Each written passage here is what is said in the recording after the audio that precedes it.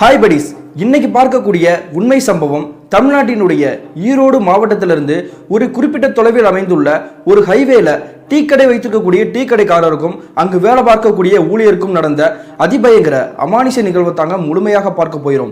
இன்னைக்கு பார்க்கக்கூடிய இந்த சம்பவமும் கொஞ்சம் கூட திகிலும் அமானுஷமும் குறையாமல் நீங்கள் அப்படியே எதிர்பார்க்கலாங்க. இது போல உங்களுடைய லைஃப்லையும் ஏதாவது திகில் நிகழ்வுகள் நடந்துருந்துச்சுன்னா இந்த இமெயிலுக்கு ஷேர் பண்ணாங்க. இது வரைக்கும் நம்ம சேனலை சப்ஸ்கிரைப் பண்ணாமல் பார்த்துட்டு இருந்தீங்கன்னா சப்ஸ்கிரைப் பண்ணிட்டு பக்கத்தில் இருக்கக்கூடிய பெல் பட்டனையும் சேர்த்து கிளிக் பண்ணிக்கோங்க. நான் உங்கள் Afsar. Welcome to Afsar investigation. நான் ஏற்கனவே சொன்ன மாதிரி ஜவுளிகளுக்கு ஃபேமஸான ஈரோடு மாவட்டத்திலிருந்து ஒரு குறிப்பிட்ட தொலைவில் அமைந்துள்ள ஒரு ஹைவேல இருக்கக்கூடிய டீ கடையில் நடந்த திகில் நிகழ்வு தாங்க இந்த நிகழ்வு. இந்த சம்பவத்தை நமக்கு இமெயில் மூலியமாக ஷேர் பண்ணியது யாசர் அப்படிங்கிறவர் தாங்க. இது இவருக்கு நடந்துச்சான்னு பார்த்தீங்கன்னா ஆமாங்க. அப்படி என்ன நடந்துச்சுன்னு பார்த்தீங்கன்னா கிட்டத்தட்ட இந்த சம்பவம் நடந்த காலகட்டம் 2010 காலகட்டம் தாங்க. இந்த மின்னஞ்சலை அனுப்பிய யாசரை பற்றி சொல்லணும்னா தோராயமாக அவர் 28 வயசு இருந்திருக்குங்க அந்த காலகட்டத்தில். இவரை பற்றி தெரிஞ்சுக்கிறதுக்கு முன்னாடி அந்த டீ கடைக்காரரை பற்றி நம்ம தெரிஞ்சுக்கலாங்க. அந்த டீ கடைக்காரருடைய பேர் மந்திரமூர்த்தி. ஹைவேல அமைந்திருக்கக்கூடிய அந்த கடையை அந்த மந்திரமூர்த்தி மட்டும் அவங்களுடைய அப்பா தாங்க பார்த்துட்டு இருந்திருக்காங்க. பொதுவாக ஹைவேல அமைந்திருக்கக்கூடிய கடை எப்படின்னாலே நிறைய பேருக்கு தெரிஞ்சிருக்கும். பெருசா நிறைய அளவுக்கு நம்ம எதிர்பார்க்குற மாதிரி கஸ்டமர் வரப்போறது கிடையாதுங்க. அந்த பக்கமா செல்லக்கூடிய மக்கள் தாங்க ஓரளவுக்கு வந்துட்டு போயிட்டு இருப்பாங்க.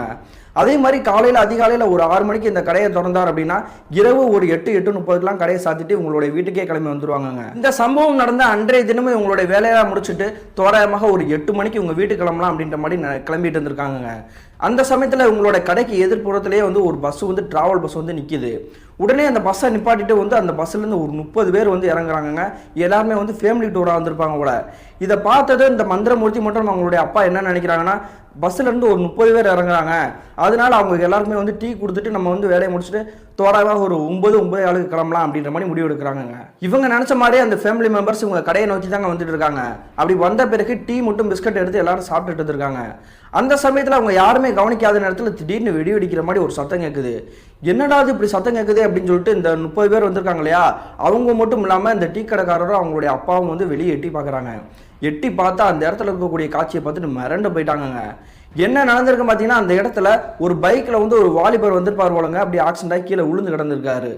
இதை பார்த்ததும் இவங்க எல்லாருமே திகச்சு போய் அதே இடத்துல நின்றுகிட்டு இருக்காங்க. அந்த வாலிபர் எப்படி வண்டியிலேருந்து கீழே உழுது கிடந்திருக்காருன்னு பார்த்தீங்கன்னா இவங்க டீ கடை அமைஞ்சிருக்கு இல்லையா, அந்த டீ கடைக்கு பக்கத்துலேயே ஒரு 100 மீட்டர் தள்ளிங்க ஒரு சாலை மாதிரி ஒரு பாதை போகுது. அந்த பாதை எந்த சைடு போகுதுன்னு பார்த்தீங்கன்னா அந்த ரோட்டோடலேருந்து அப்படி கீழே இறக்க மாதிரி போகுதுங்க. அந்த இறக்கத்துக்குள்ளே இறங்கி போனோம்னா கிட்டத்தட்ட ஒரு 3-4 ஊர்கள் இருந்திருக்குது.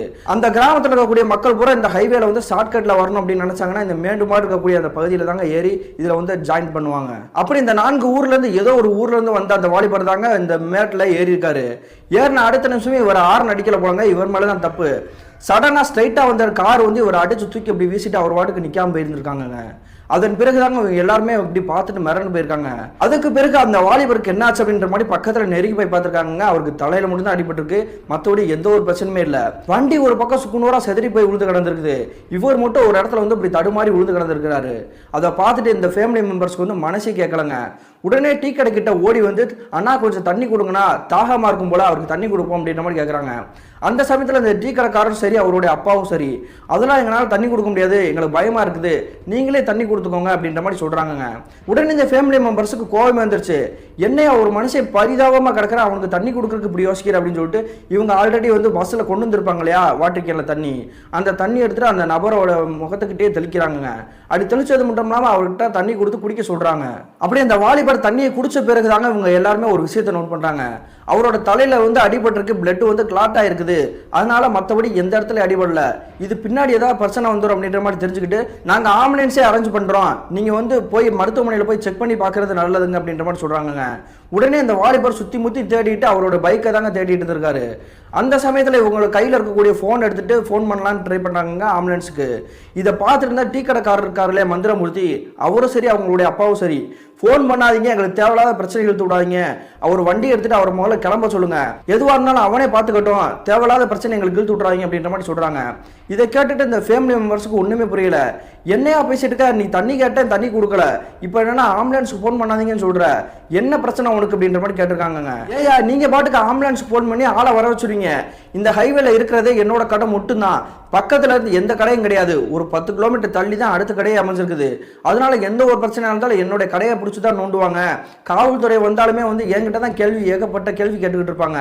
இது எதுவுமே என்னால் சமாளிக்க முடியாது, நீங்க ஆம்புலன்ஸுக்குலாம் ஃபோன் பண்ண வேணாம், அந்த வண்டியை எடுத்து அந்த வாலிபர் அனுப்பிச்சு வைங்க அப்படின்ற மாதிரி சொல்றாருங்க. இதை கேட்டுட்டு அந்த ஃபேமிலி மெம்பர்ஸ்ல ஒருத்தருக்கு கோவமே வந்துருச்சுங்க. இந்த டீ கடைக்காரர் அடிக்க வந்துட்டாரு. உனக்கு பிரச்சனை வருது அப்படின்னா நீ ஒதுங்கிக்கோ, ஆம்புலன்ஸ் வந்ததுக்கப்புறம் காவல்துறை வந்ததுக்கப்புறம் நாங்களே பேசிக்கிறோம்டா அப்படின்ற மாதிரி சொல்லிட்டு அவங்க கையில் இருக்கக்கூடிய ஃபோன் எடுத்து ஆம்புலன்ஸுக்கு கால் பண்ணிடுறாங்க. அதே மாதிரி சிறிது நேரத்திலேயே ஆம்புலன்ஸ் அந்த இடத்துக்கே ஸ்பாட்டுக்கே வந்துடுது. அது மட்டும் இல்லாமல் பக்கத்திலேயே பெட்ரோல் வண்டிக்கு வந்திருப்பாங்க போலங்க காவல்துறை நண்பர்கள், அவங்களுமே இந்த இடத்துக்கே ஸ்பாட்டுக்கே வந்துட்டாங்க. அதுக்கு பிறகு அந்த அடிபட்ட வாலிபரை தூக்கி ஆம்புலன்ஸ்ல ஏறி உட்கார வைக்கிறாங்க. அப்படி உட்கார்ந்ததுக்கு அப்புறம் மறுபடியும் கீழே இறங்க ட்ரை பண்றாரு. என்னங்க நாங்கள் ஓட்டுக்கு உங்களை மேலே ஏற்றி விட்டுருக்கோம், நீங்கள் ஓட்டு கீழே இறங்க ட்ரை பண்ணுறீங்க, முதல்ல மருத்துவமனைக்கு போய் பாருங்க அப்படின்றாங்க. அதுக்கு அந்த வாலிபர் என்ன சொல்றாருன்னா, இல்லை என்னுடைய வண்டி இங்கே கீழே விழுந்து கிடக்குது, அந்த வண்டியை விட்டுட்டு போனேன்னா என்னுடைய வீட்டில் திட்டுவாங்க, அதனால என்னோட வண்டியில் நான் வரேன், பின்னாடி ஆம்புலன்ஸ் வரட்டும் அப்படின்ற மாதிரி சொல்றாருங்க. இதை கேட்டுட்டு அவங்களுக்கு யாருக்குமே எதுவுமே புரியல. உங்களுக்கு அடிபட்டிருக்கிறது உங்களுக்கு புரியலையா, நீங்கள் முதல்ல ஆம்புலன்ஸில் ஏறி உட்காருங்க, அதுக்கப்புறம் மருத்துவமனை போய் செக் பண்ணிட்டு நீ திரும்ப வண்டி எடுத்துக்கலாம் அப்படின்ற மாதிரி சொல்றாங்க. அதுக்கு பிறகு அந்த வாலிபர் அரை மாசம் அந்த ஆம்புலன்ஸில் ஏறி உட்கார்றாரு. உட்கார்ந்து அடுத்த செகண்டே தாங்க அப்படியே மயக்கம் போட்ட மாதிரி கீழே விழுகுறாரு. என்னாச்சு, மயக்கம் போட்டு விழுந்துட்டாரா அப்படின்னு சொன்னோடனே ஆம்புலன்ஸ் டிரைவர் மட்டும் அவங்க கூட ஒருத்தவங்க உதவிக்கு வந்திருப்பாங்க இல்லையா, அவங்க இந்த நபரை செக் பண்றாங்க. செக் பண்ணி பார்த்த அடுத்த செகண்டே ஒரு விஷயம் சொல்றாங்க. இதை கேட்ட அனைவருமே ஆடி போறாங்க. அப்படி என்ன நடந்திருக்கு பார்த்தீங்கன்னா, அந்த வாலிபர் மயக்கம் போட்ட மாதிரி கீழே விழுந்திருக்காரு இல்லையா, அவர் மயக்கம் போட்டு கீழே விழுவங்க உயிர் போய் தான் கீழே விழுந்திருக்காரு. நான் ஏற்கனவே சொல்லியிருந்தேன் இல்லையா, அவர் உடம்புல எந்த அடியும் படலை, ஆனால் தலையில் அடிபட்டு ரத்தம் கிளாட் ஆகி நிற்கிது அப்படின்ட்டு. அதனால தாங்க அந்த ரத்தம் உறைஞ்சு போய் அவர் மூளையில் பாதிச்சு அவர் இறந்து போயிருக்காரு. அதன் பிறகு அந்த வாலிபரோட சடலத்தை அந்த ஆம்புலன்ஸில் ஏற்றி அனுப்பிச்சு வச்சிட்டாங்க. அதே மாதிரி இந்த ஹைவே பெட்ரோல் வந்துட்டாங்க இல்லையா, விசாரிக்கக்கூடிய நபர்கள்ட்ட அப்புறம் விசாரிச்சு டீட்டெயிலாக வாங்கிக்கிட்டு அவங்க எல்லாத்தையுமே அனுப்பிச்சு வச்சிட்டாங்க. டிராவல் வந்துட்டாங்களே 30 பேர், அந்த ஃபேமிலி மெம்பர்ஸுமே கிளம்பி போயிட்டாங்க. அதுக்கு பிறகு இந்த டீ கடைக்காரர் மந்திரமூர்த்தி அவங்களுடைய அப்பா என்ன பண்ணுறாங்கன்னா, விருட்டு அவங்களோட கடையை சட்டை வேக வேகமாக மூடுறாங்க. அப்படி மூடின அடுத்த செகண்டே இவங்களுடைய வீட்டுக்கு கிளம்பி போயிட்டாங்க. அப்படி கிளம்பி போன டீ கடைக்காரர் கிட்டத்தட்ட 1 வார காலகட்டம் அவங்களுடைய டீ கடையை திறக்கவே இல்லையாங்க. அதுக்கு பிறகு தாங்க இவர் கடையை திறக்கிறாரு. அன்றைய தினமும் இவங்களுடைய கடைக்கு கஸ்டமர் நிறையவே வரவே இல்லை. அதனால இவங்க என்ன பண்றாங்கன்னா, நைட் ரொம்ப நேரம் இருக்க வேணாம், நம்ம ஒரு 7:30 மணிக்கெல்லாம் கடையை சாத்திட்டு கிளம்பிடலாம் அப்படின்ற மாதிரி முடிவு எடுக்கிறாங்க. அன்றைய இரவு தோராயமாக ஒரு 7 மணி இருக்கும். அதாவது இவங்க ஒரு 7:30 தானே கடையை போட்டுறேன் அப்படின்ற மாதிரி முடிவு எடுத்திருந்தாங்க. 7 மணிக்கு அந்த பொருட்களை பூரா எடுத்து வச்சுட்டு இருந்திருக்காங்க. அந்த சமயத்தில் இந்த மந்திரமூர்த்தியோட அப்பா ரோட்டோட கார்னர்ல ஒரு காட்சியை பார்க்குறாரு. அந்த இடத்துல யாரோ ஒரு நபர் ஏதோ ஒரு பொருளை தேடிட்டு இருக்க மாதிரி தெரியுது. உடனே அதை உத்து பார்த்துட்டு, யார் இந்த பையன் இந்த இடத்துல தேடி இருக்கானே, எல்லா இடமும் கருக்குமுன் இருக்குது அப்படின்ற மாதிரி பார்த்துட்டு இருந்திருக்காருங்க. ஏன்னா ஹைவே அப்படின்னாலே தெரு விளக்குகள்லாம் இருக்காது இல்லையா, உங்களோட கடைக்கிட்ட மட்டும்தான் விளக்குகள் இருக்குது. அந்த சமயத்தில் உங்களுடைய பையன் மந்திரமூர்த்தியை கூப்பிட்டுட்டு சொல்றாருங்க, யாருன்னு தெரியல, அந்த இடத்துல சுத்தி முத்தி தேடிட்டு இருக்காரு, ஒருவேளை திருடனா கூட இருக்க வாய்ப்பில்ல, நீ பக்கத்துல போய் யார் என்னன்னு கேளு அப்படின்ற மாதிரி இவரோட பையனை அனுப்பிச்சு வைக்கிறாருங்க. அதே மாதிரி இவரோட பையனும் மந்திரமூர்த்தி இந்த டீ கடை இருந்துகிட்டு சத்தம் போட்டுட்டே போறாரு. ஏங்க யாருங்க நீங்க நடு ரோட்ல இருந்துகிட்டு என்ன பண்ணிட்டு இருக்கீங்க, திருட எது வந்துருக்கீங்களா அப்படின்ற மாதிரி சத்தம் போட்டுக்கிட்டே போறாருங்க. அதுக்கு பிறகு அந்த இடத்துக்கிட்ட பக்கத்துல நெருங்கி போயிட்டாருங்க. அப்படி போயுமே அந்த நபர் இவர்கிட்ட எந்த ஒரு எதிர்ப்பு பதிலும் சொல்லாம அங்கிட்டு சுத்தி முத்தி தேடிட்டு இருக்காரு. உடனே இவருக்கு கோவமே வந்துருச்சு. ஏயா நான் உங்ககிட்ட தானே பேசிட்டு இருக்கேன், நான் கேட்கறதுக்கு எந்த ஒரு பதிலுமே சொல்லாம அங்கிட்டு சுத்திக்கிட்டு இருக்கே, உனக்கு என்ன பிரச்சனை அப்படின்ற மாதிரி கேட்கறாருங்க. அந்த சமயத்துல ரோட்டோட எதிர்ப்புறத்துல இருந்து ஒரு கார் பலமா வேகமா வந்துட்டு இருக்குங்க. இந்த காட்சியை பார்த்து அடுத்த நிமிஷமே டீ கடைக்காரர் ரோட்டோட ஓர பகுதியில் வந்துட்டாரு. ஏயா எழுத்தாப்புல கார் வந்துட்டு இருக்கு, நீ கிளம்பி வாயா அப்படின்ற மாதிரி சொல்லியிருக்காங்க.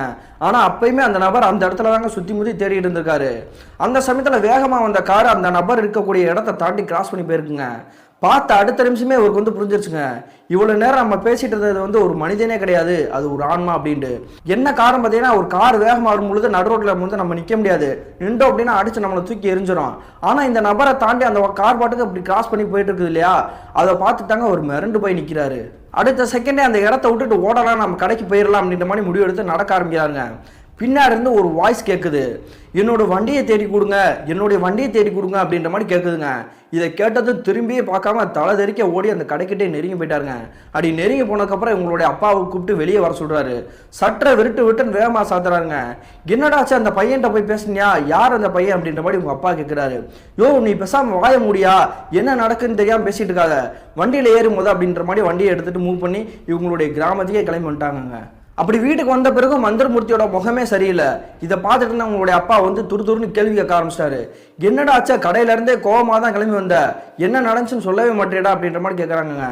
அப்போதாங்க மந்திரமூர்த்தி நடந்த விஷயத்தை பூரா சொல்ல ஆரம்பிக்கிறாரு. நம்ம பார்த்ததா இங்கே மனிதனே கிடையாதுப்பா, அது ஒரு ஆன்மாப்பா. ஒரு வாரத்துக்கு முன்னாடி ஒரு பையன் வந்து இறந்து போனா இல்லையா விபத்துல, அவனோட ஆன்மா தான்ப்பா சுற்றி தெரியுது.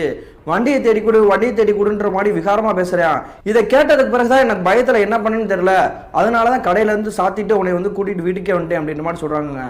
அதுக்கு பிறகு வந்து இவங்க 2 பேரும் வந்து என்ன பண்றாங்கன்னா, கடையை வந்து நம்ம திறக்கலாமா வேணாமான்ற மாதிரி யோசிக்க ஆரம்பிச்சிட்டாங்க. கிட்டத்தட்ட ஒரு வார காலகட்டம் மறுபடியும் வந்து கடை பூட்டியே தாங்க கிடக்குது. இப்படியே போயிட்டு இருந்தா வியாபாரம் மொத்தமா படுத்துருமே, நம்ம என்ன பண்றது அப்படின்ற மாதிரி யோசிக்கிறாங்க. அதுக்கு பிறகுதாங்க மந்திரமூர்த்தியோட அப்பா ஒரு யோசனை தராரு. நம்ம ஏன் கடைக்கு ஒரு டீம் மாஸ்டர் வந்து வேலைக்கு சேர்த்துருக்க கூடாது, சேர்த்துட்டோம் அப்படின்னா வந்து காலையிலேருந்து சாயங்காலம் வரை நம்ம வேலை பார்த்துட்டு வந்துடலாம். அதுக்கப்புறம் வந்து அந்த பையன் வந்து வேலைக்கு ஜாயின் பண்ணனா சாயங்காலத்துலேருந்து ஒரு 9 மணி வரை வேலை பார்த்துட்டு அவர் வந்து கிளம்பி வந்தால் நமக்கு எந்த பிரச்சனையும் இருக்காதுல்ல, நம்ம பயப்பட தேவையில்லை அப்படின்ற மாதிரி சொல்கிறாங்கங்க.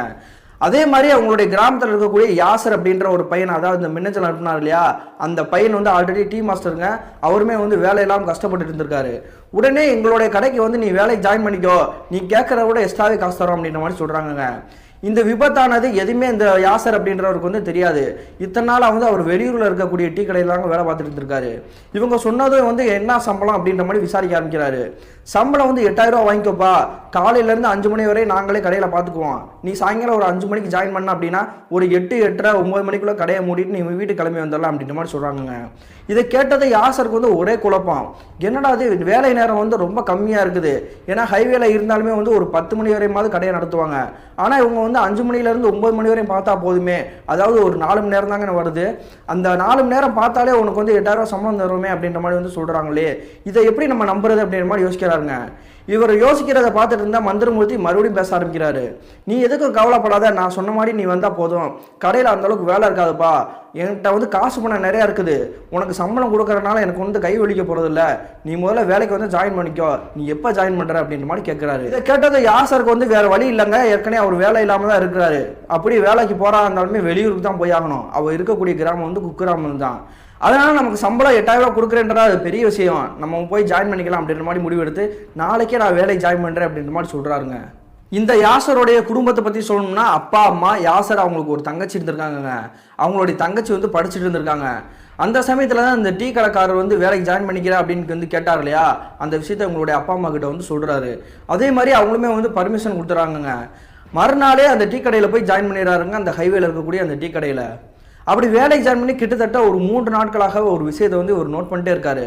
அது என்னன்னு பார்த்தீங்கன்னா, இந்த டீ கடைக்காரரும் சரி அவங்களுடைய அப்பாவும் சரி சாயங்காலம் தோராயமாக ஒரு 5 மணிக்கெல்லாம் அலறி அடிச்சுக்கிட்டு ஒரு பதட்டத்தோடய அவருடைய வீட்டுக்கு வந்து விருட்டுன்னு கிளம்பி போயிட்டு இருந்திருக்காங்க. என்னாச்சு, ஒரு 5 மணி ஆனாலே வந்து ஒரு மாடிய பதட்டத்தோடய கிளம்பி போறாங்களே, எதுவும் பிரச்சனை இருக்குமா அப்படின்ற மாதிரி வந்து யோசிச்சுட்டு இருக்காருங்க. ஆனால் இவருடைய முதலாளி கிட்ட வந்து கேட்கக்கூடிய தைரியம் வரலங்க. ஏன்னா ஒரு வேலைக்கு ஜாயின் பண்ணி ஒரு 3 நாள் தான் கடந்திருக்கோம், நமக்கு எது கேட்டோம்னா அவர் எது தப்பா எதுவும் திட்டி விட்டுருவாரோ கோவப்பட்டுருவாரோ அப்படின்ற மாதிரி இந்த விஷயத்தை கேட்காமலே இருந்திருக்காருங்க.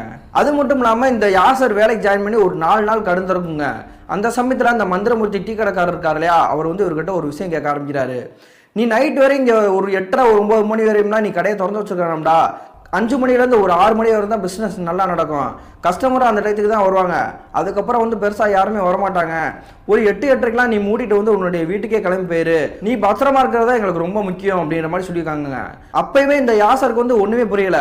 சம்பளம் 8000 ரூபா கொடுத்துட்டு வேலையும் கம்மியாக இருக்குது, ஆனால் வந்து கடையை டக்குன்னு மூடிட்டு கிளம்புங்க அப்படின்ற மாதிரி சொல்கிறாரு, ஒன்றுமே புரியலை அப்படின்ற மாதிரி யோசிச்சுட்டே இருந்திருக்காருங்க. இப்படியே ஒரு வார காலகட்டங்கள் கடந்திருக்குங்க. அந்த சமயத்தில் யாசர் சாயங்காலம் 5 மணிக்கு வேலைக்கு ஜாயின் பண்ணி கிட்டத்தட்ட ஒரு 8 மணிக்கு அவருடைய வேலையை முடிச்சுட்டு கிளம்பலாம் அப்படின்ற மாதிரி நினச்சிட்டு இருந்திருக்காரு. அந்த சமயத்தில் இவரோட நோக்கியா செல்லை நோண்டிக்கிட்டு இவர் வந்து கீழே உட்காந்துருக்காருங்க ஒரு சேரில். அப்படி உட்காந்துருக்கும் பொழுது எதிர்ப்புறத்தில் யாரோ ஒரு நபர் நின்றுக்கிட்டு பேசுகிற மாதிரி தெரியுது. அந்த நபர் வந்து என்ன சொல்கிறாருன்னா, என்னோட வண்டி வந்து கீழே விழுந்துருச்சு, அந்த வண்டியை தேடி பார்க்குறேன், எங்கே விழுந்துச்சுன்னு தெரில, வந்து என் கூட தேடி வந்து ஹெல்ப் பண்ணுங்க அப்படின்ற மாதிரி சொல்கிறாருங்க. இந்த குரலை கேட்ட அடுத்த நிமிஷமே இந்த யாசருமே வந்து டக்குன்னு நிமிந்து பார்க்குறாரு. எதிர்ப்புறத்தில் ஒரு நபர் நின்றுகிட்டு இருக்காரு. அந்த நபர் சொல்லக்கூடிய விஷயத்தை கேட்டு இவரால் நம்பவே முடியல. என்னங்க புதுசாக சொல்லிட்டு இருக்கீங்க, வண்டி விழுந்துச்சுன்னா சத்தம் கேட்கும்ல, இந்த இடத்துல வந்து இந்த ஒரு கடை மட்டும் தான் இருக்குது, சைலண்டாக தான் இருக்குது, எந்த ஒரு சத்தமே கேட்கல, வண்டி விழுந்த மாதிரி அறிகுறியே இல்லை, இருந்தாலும் சொல்கிறீங்க வாங்க தேடுவோம் அப்படின்ற மாதிரி அவர் கூடயே போகிறாருங்க. அப்படி கூடயே போயிட்டு அந்த ரோடோட மையப்பகுதி அந்த மூளை எல்லா இடத்துலையுமே வந்து இடுக்கு எல்லாமே இருக்கும் இல்லையா, அந்த இடத்துல எதுவும் உளுந்து கிடக்குறா அப்படின்ற மாதிரி தேட ஆரம்பிச்சிருக்காங்க. அப்படி தேடிட்டு இருக்கும் பொழுதே இவருக்கு வந்து தெரிஞ்சிச்சுங்க அந்த இடத்துல வந்து வண்டி விழுந்தது மாதிரி எந்த ஒரு அறிகுறியுமே இல்லை அப்படின்ட்டு. உடனே அந்த நபர்கிட்ட வந்து மறுபடியும் பேச ஆரம்பிக்கிறாரு. என்னங்க சொல்றீங்க, அந்த இடத்துல வண்டி விழுந்த மாதிரி தெரியல, எப்போ போட்டீங்க, இன்னைக்கு தான் விழுந்துச்சா இல்லை வேற எதுக்கு மறுநாள் வந்து விழுந்துருச்சா அப்படின்ற மாதிரி வந்து கேட்குறாருங்க. அப்போ அந்த நபர் வந்து என்ன சொல்றாருன்னா, இந்த வண்டி விழுந்தது இன்னைக்கு தான் விழுந்துச்சு, நான் தேடிட்டு இருக்கேன் காணவே காணா, எனக்கு வந்து எப்படியும் அந்த வண்டியை கண்டுபிடிச்சு கொடுங்க அப்படின்ற மாதிரி வந்து ஒரு சோகத்தோட பேசுறாருங்க அந்த நபர். அப்படி இந்த 2 பேரும் பேசிட்டு இருக்கும் பொழுது அந்த மர்ம நபர் வந்து மறுபடியும் என்ன சொல்றாருன்னா, நான் அந்த பக்கத்தில் தேடுறேன், நீங்க லெஃப்ட் சைடு தேடுங்க, நான் ரைட் சைடு தேடுறேன் அப்படின்ற மாதிரி இவர் வந்து பிரிச்சு விடுறாருங்க. உடனே அவர்கிட்ட சொல்றாரு, அப்போ உண்மையாக தான் இருக்கும் அப்படின்ற மாதிரி வந்து ஒரு லெஃப்ட் சைடு போயிட்டு அது வண்டி இருக்கா அப்படின்ற மாதிரி தேடிட்டு இருக்காரு. அப்படி தேடி தேடி பார்க்கறாருங்க. ஒரு கட்டத்தில் வந்து வண்டி இருக்கிற மாதிரி எந்த ஒரு இதுவுமே தெரியல. உடனே அந்த நபரை பார்த்துட்டு கேள்வி கேட்க ஆரம்பிச்சிட்டாரு. நீங்க சொல்ற மாதிரி இந்த இடத்துல வண்டியே இல்லையே அப்படின்ற மாதிரி வந்து திரும்பி பார்க்கறாருங்க. திரும்பி பார்த்தா அடுத்த நிமிஷம் தாங்க இவர் மிரண்டே போயிட்டாரு. என்ன நடந்திருக்குன்னு பார்த்தீங்கன்னா, இங்கே தேடிட்டு இருந்தார்களே ஒரு கூடிய அந்த மர்ம நபர், அந்த நபர் அந்த இடத்துலயே இல்லைங்க. என்ன ஆச்சு, நம்மளை தேட சொன்னாரு, திடீர்னு பார்த்தா எங்கேயுமே ஆளா காணாமே அப்படின்ட்டு சுற்றி முற்றி பார்க்குறாருங்க. ஆனால் எங்கேயுமே அந்த நபர் இருக்கிற மாதிரி அறிகுறியே தெரியல. அதுக்கு பிறகு நம்மளை தேட சொல்லிட்டு நான் அந்த ஆள் வந்து எங்கே போனான்னு தெரியலையே, நம்ம கடைக்கே போயிடுவோம், கடை வேறு தனியாக போட்டு வந்துட்டோம் அப்படின்னு சொல்லிட்டு இவரோட கடைக்கே வந்துட்டாருங்க. அப்படி கடைக்கு வந்துட்டு வேலையெல்லாம் முடிச்சுட்டு அந்த சட்டரெல்லாம் மூடிட்டு இவருடைய வீட்டுக்கே கிளம்பி போயிட்டாரு. மறுநாள் மாலை தோராயமாக 5 மணிக்கு மறுபடியும் இவரோட வேலையில் வந்து ஜாயின் பண்ணுறாருங்க இந்த யாசரு. உடனே வந்து அந்த டீ கடையோட உரிமையாளர் மந்திரமூர்த்தி மட்டும் அவங்களுடைய அப்பா வந்து உத்து பார்த்துட்டு இருக்காங்க. அவங்க கிளம்புறதுக்காக தயாராகிட்டு இருக்காங்க. அந்த சமயத்தில் இவர் வந்து அவர்கிட்ட பேச கொடுக்க ஆரம்பிக்கிறாரு.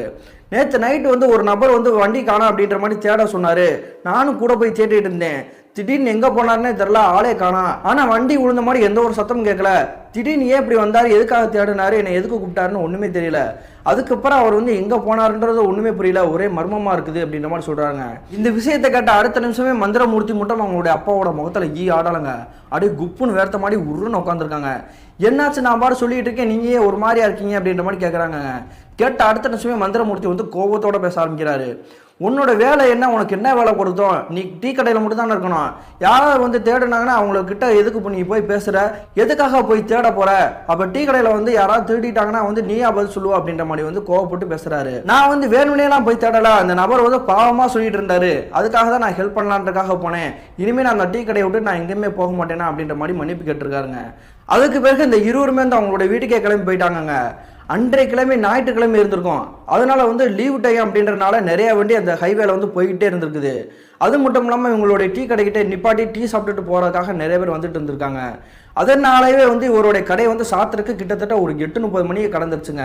இவ்வளோ நேரம் ஆயிடுச்சே, நம்மளுடைய ஓனர் இதுக்கு மேலே இருக்கக்கூடாதுன்னு சொல்லியிருந்தாரு, நம்ம வாட்டுக்கு இருந்துட்டு இருக்கோமே அப்படின்ற மாதிரி நினச்சிருக்காருங்க.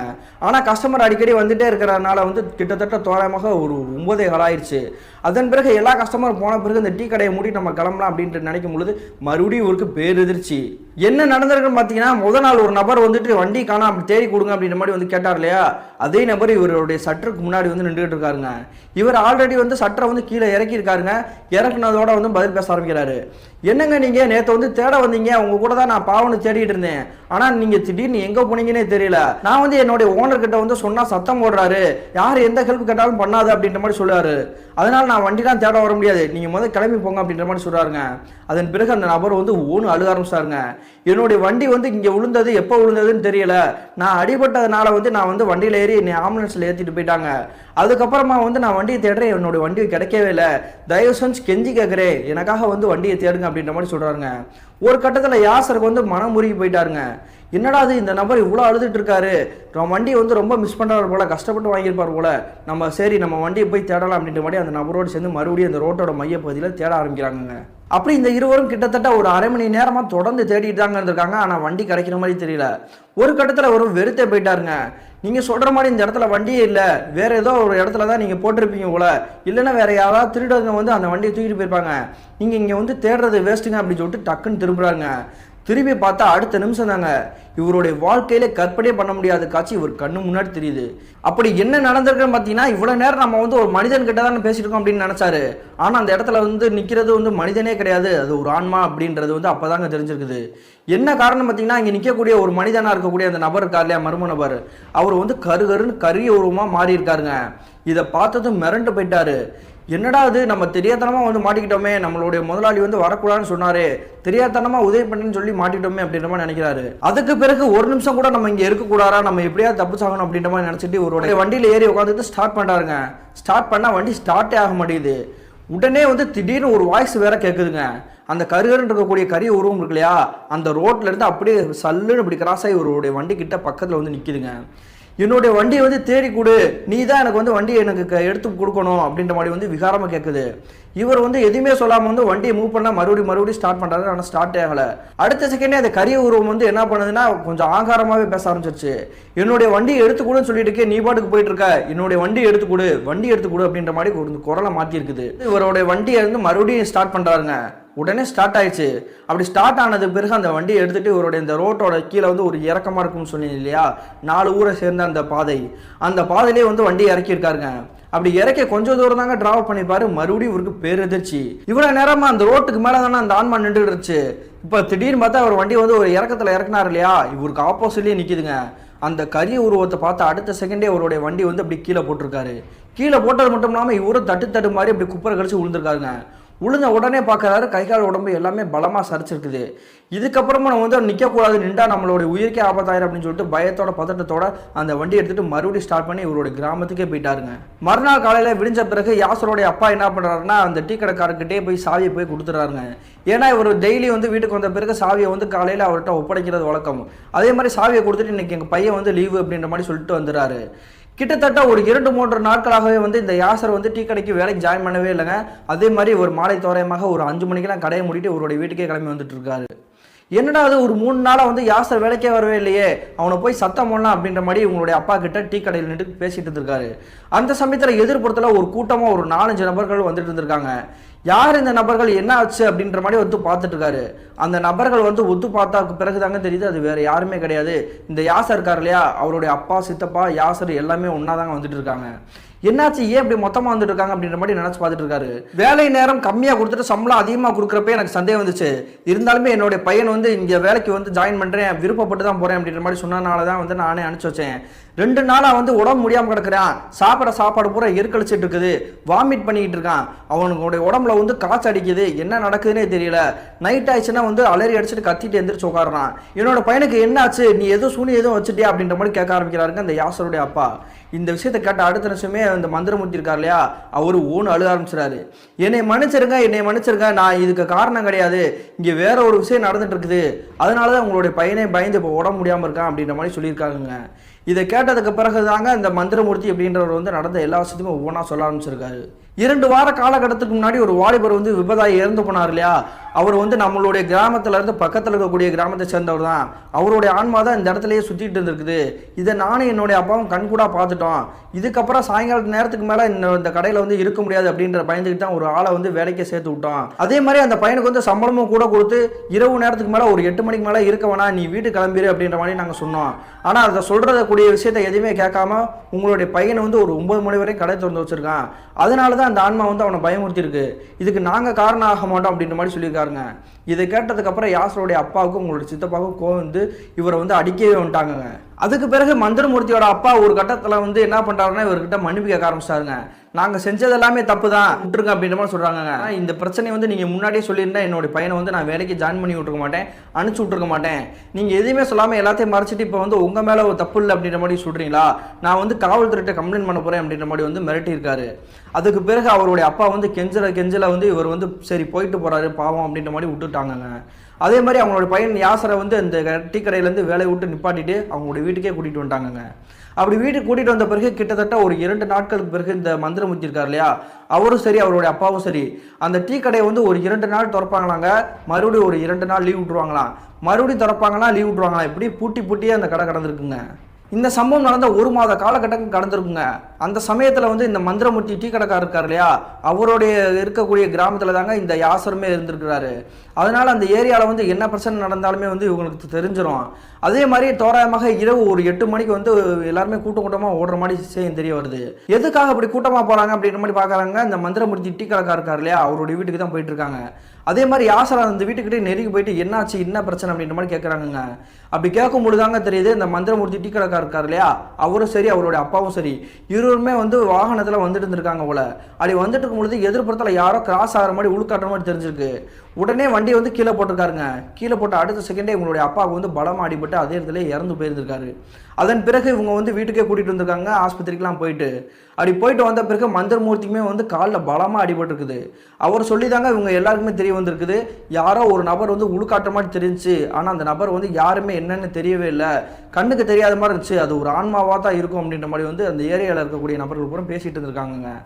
இதை கேட்டுட்டு அந்த யாசர் வந்து உங்களுடைய அப்பா அம்மா கிட்டே வந்து சொல்ல ஆரம்பிச்சிருக்காரு. இன்னொரு விஷயம் சொல்ல மாட்டேங்க, அந்த ஆன்மா பயமுறுத்தினதுக்கு பிறகு இந்த யாசருக்கு வந்து உடம்பு முடியாமல் 2 நாளாக காய்ச்சல் அவதிப்பட்டார் இல்லையா, அவர் பக்கத்தில் இருக்கக்கூடிய பள்ளிவாசலுக்கு கூட்டிகிட்டு போய் அவருக்கு மந்திரம் சூட்டது பிறகு அந்த ஆன்மாவால் எந்த ஒரு தொந்தரவும் இல்லாமல் நிம்மதியாக தாங்க இருந்திருக்காரு. ஆனால் அந்த ஆன்மாவாக இருக்கக்கூடிய இந்த நபர் வந்து யாருன்னு பார்த்தீங்கன்னா, இந்த 4 கிராமம் இருக்கு இல்லையா, அதில் இருக்கக்கூடிய ஒரு கிராமத்தை சேர்ந்த ஒரு நபர் தாங்க. அவர் வந்து வண்டியை வந்து ஆசையாக கேட்டு அவங்களுடைய அப்பா அம்மா வந்து விருப்பப்பட்டு வாங்கி கொடுத்துருக்காங்க. அப்படி இந்த வாங்கி கொடுத்த வண்டியிலாங்க ஒரு ரைடு போகலாம் அப்படின்றக்காக வந்து ஒரு முதல் தடவை அந்த வண்டி எடுத்துகிட்டு அந்த இருட்டுக்குள்ளே வந்து வந்திருக்காரு. அப்படி வரும்பொழுதாங்க எதர்ச்சியாக அந்த கார் மோதியை வந்து அவர் இறந்து போயிருக்காரு. அதனால தாங்க இறந்த பிறகு அந்த ஆன்மா வந்து அவருடைய வண்டியை தேடி அந்த இடத்துல அலைஞ்சிட்டு இருந்திருக்குது. என்னைய பயமுறுத்தின அந்த ஆன்மா வந்து மந்திரிச்ச பிறகு வந்து எனக்கு எந்த ஒரு தொந்தரவும் கொடுக்கல. ஆனால் இந்த மந்திரமூர்த்தி டீ கடைக்காரர் இருக்கார் இல்லையா, அவருக்கும் அவருடைய அப்பாவும் வந்து வண்டியை உள்காட்டினது வந்து யார் என்ன அப்படின்றது இப்போ வரையும் தெரியாது, மர்மமாக தான் இருக்குது. ஆனால் அவங்களுடைய குடும்பத்தினர்கிட்ட கேட்கும் பொழுது அந்த ஆன்மா தான் எங்களை வந்து தள்ளி விட்டுச்சு, வேறு யாரும் இருக்காது, அதுவாக தான் இருக்கும் அப்படின்ற மாதிரி வந்து சொல்கிறாங்க அப்படின்ற மாதிரி சொல்லியிருக்காருங்க. கிட்டத்தட்ட 2010 காலகட்டத்தில் எனக்கும் அந்த டீ கடைக்காரருக்கும் அவருடைய அப்பாவுக்கும் நடந்தது பிரதர். இந்த சம்பவத்துக்கு பிறகு அந்த டீ கடைக்காரர் வந்து இந்த டீ கடையவே எடுத்துட்டாரு. அவங்களுடைய அப்பா வந்து இறந்து போயிட்டார் இல்லையா, அதன் பிறகு அந்த டீ கடையவே போடவே இல்லையாங்க, முழுமையாக எடுத்துட்டாராம். அதன் பிறகு அந்த கிராமத்தோட எல்லை பகுதியிலே ஒரு சின்ன கடையாக டீ கடையை போட்டிருக்காருங்க இந்த மந்திரமூர்த்தி அப்படின்றவர். இந்த மின்னஞ்சலை ஷேர் பண்ணியே யாசருக்கு ஒரு நன்றியை சொல்லிக்கலாங்க. இந்த சம்பவத்தில் வந்து நம்ம தெரிஞ்சுக்க வேண்டியது என்னன்னா, முக்கியமான ஒரு விஷயங்க, அந்த வாலிபர் வந்து இறந்து போனார் இல்லையா, அப்படி இறக்கும் பொழுது அவருடைய தலையில் வந்து ஹெல்மெட் போடலையாங்க. அதனால தாங்க விபத்தாகி தலையில் அடிபட்டு இறந்து போயிருந்திருக்காரு. பொதுவாகவே ஒரு விஷயம் சொல்லணும் அப்படின்னா, சாலையில் விபத்தாகக்கூடிய இறக்கக்கூடிய நிறைய நபர்கள் வந்து தலையில் ஹெல்மெட் போடல அப்படின்றக்காக தாங்க இறந்து போகிறாங்க. குண்டு குழியமான ரோடு இருக்குதுங்க, அந்த ரோடை வந்து நம்மளால சரி பண்ண முடியாது. ஆனால் ஹெல்மெட் போட்டால் நம்மளோட உயிரை வந்து காப்பாற்ற முடியும் அப்படின்றது வந்து ஒரு விஷயத்தை நம்ம புரிஞ்சுக்கணும் நண்பர்களே. மீண்டும் இது போன்ற தரமான த்ரில்லான சுவாரஸ்யமான நிகழ்வுடன் உங்களை சந்திக்கும் வரை நான் உங்கள் அப்சர்.